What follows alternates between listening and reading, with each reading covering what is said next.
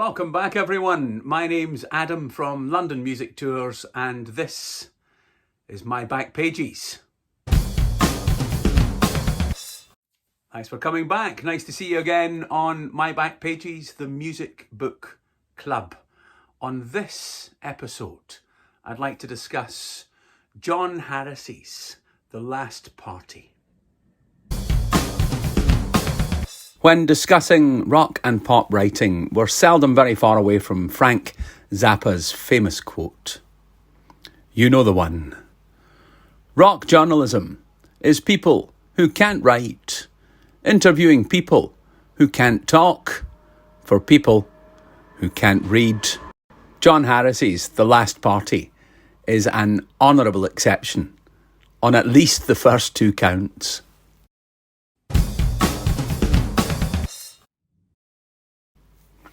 Set against the backdrop of Tony Blair's rise to power, The Last Party is the tale of Britpop, the mid-1990s explosion of British indie music into the mainstream.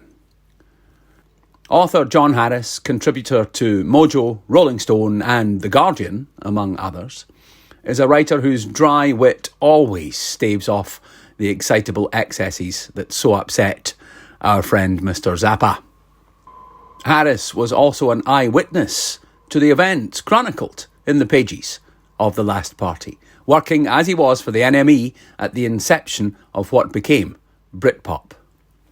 His gifts as a writer and his proximity to the events make him the perfect man for this job. And he has quite the cast of characters to work with.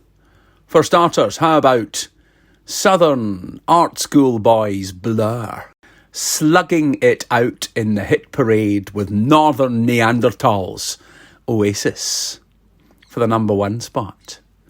A story that made the headlines on the BBC 9 o'clock news, no less. How about Oasis's Noel Gallagher visiting Prime Minister Tony Blair at 10 Downing Street? And for a bit of extra spice, Oasis label boss Alan McGee and his climb to the heights as a rock and roll visionary and subsequent descent into breakdown. Many of John Harris's interviewees, particularly Justine Frischmann of Elastica, are prepared to put their side of the story free from any showbiz sheen, warts, needle marks and all.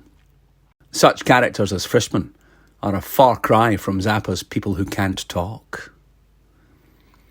London locations abound within the pages of this book, from Camden Town, Britpop Central, to Soho, to the seat of power, Westminster.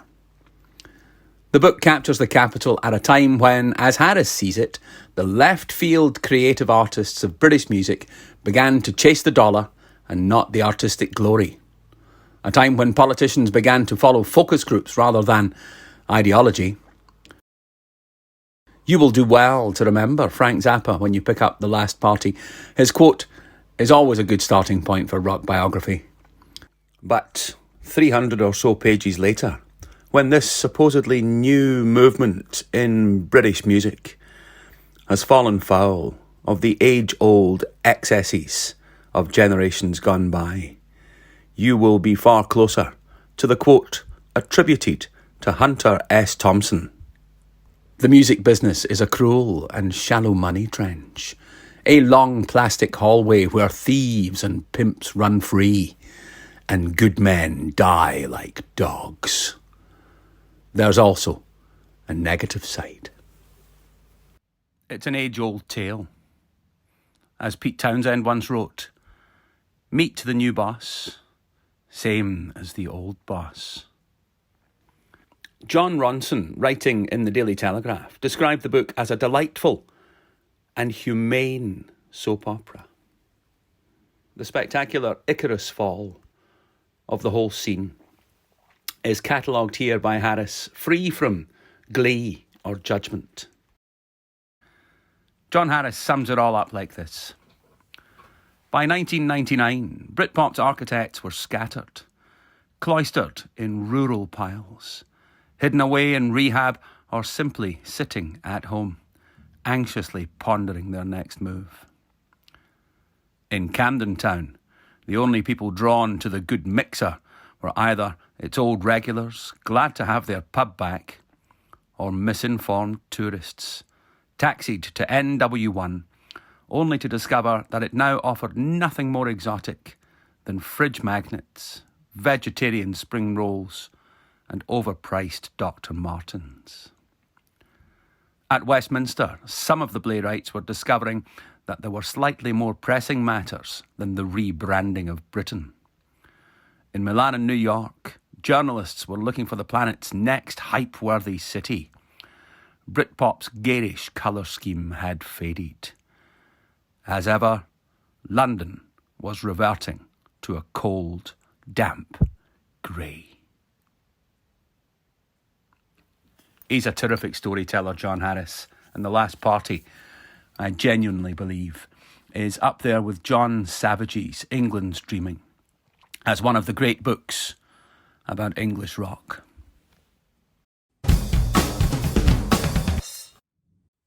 Thanks for joining me on My Back Pages. I hope you enjoy the book. Come back and see me next time. In the meantime, keep in touch. Here are all the details. Come and see me on a virtual tour on Zoom, or come and join me out in the streets of London as we go looking for musical stories. I'll see you next time on My Back Pages.